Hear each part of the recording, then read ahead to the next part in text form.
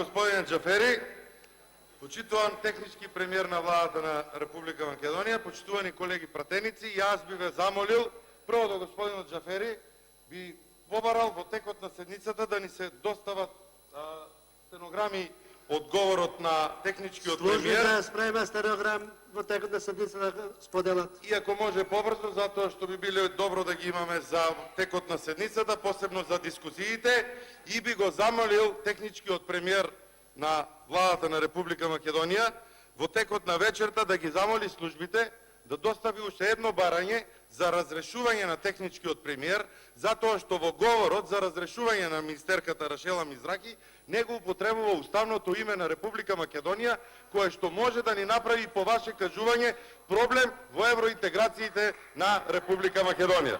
Господине Оливер Спасовски, изгледа подсвеста многу работи, така да сакајки или не сакајки го употребувате името Република Македонија, кое што за нас представува задоволство затоа што го употребуваме и токму поради тоа пробуваме да ви го кажеме целиот изминат период.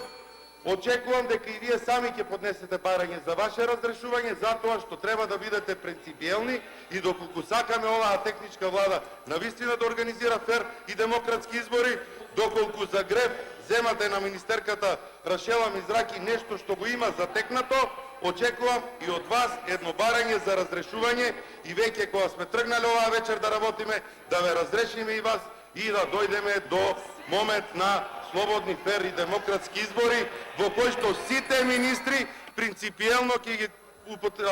користат законите кои што се во тек и Уставот на Република Македонија. Затоа би побарал, доколку во стенограмите на вистина е тако, во текот на расправата да го повлечете барањето за разрешување на министерката Мизрахи, затоа што доколку не го направите тоа, имате двојни стандарди према министрите од ВМРО ДПМН и према владеачките министри, вклучително и према вас самите. Доблесно би било да ви довиеме стенограмите и да очекуваме реакција од вас. Благодарам.